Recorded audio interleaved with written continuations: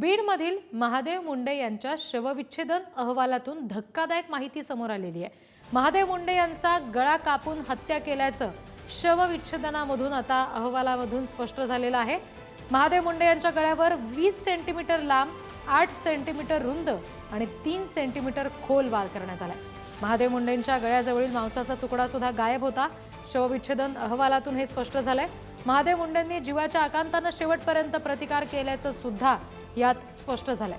दरम्यान महादेव मुंडे यांच्या हत्येला 20 महिने उलटूनही आरोपी कोण याचा छडाच लागलेला नाहीये। नेमकं या शवविच्छेदन अहवालामध्ये काय नमूद केलेलं आहे आपण त्याचे मुद्दे ग्राफिक्सच्या माध्यमातून बघूया। महादेव मुंडे यांचा गळा कापला गेला असं शवविच्छेदन अहवालामध्ये नमूद केलेलं आहे। मानेवर उजव्या बाजूला 4 वार होते। तोंडापासून कानापर्यंत खोल वार झाला। शरीरावर तब्बल 16 वार होते, खोल जखमा होत्या। 16 वार केल्यानंतर शरीरातून अतिरक्तस्राव झाला। श्वसन नलिका कापली, रक्तवाहिन्या सुद्धा तुटल्या। डाव्या आणि उजव्या हाताच्या अंगठ्याजवळ तळहातावर सुद्धा वार होते।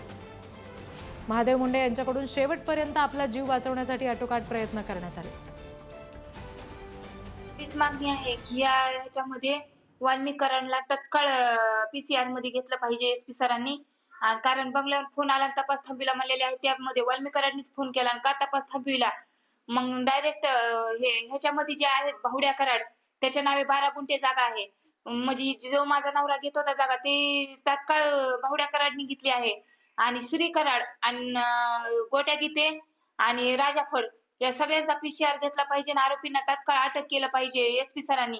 म्हणजे आता जन आक्रोश जे आहे तो जन आक्रोश यांनी थांबविला पाहिजे, तात्काळ आरोपी अटक केले पाहिजेत। हे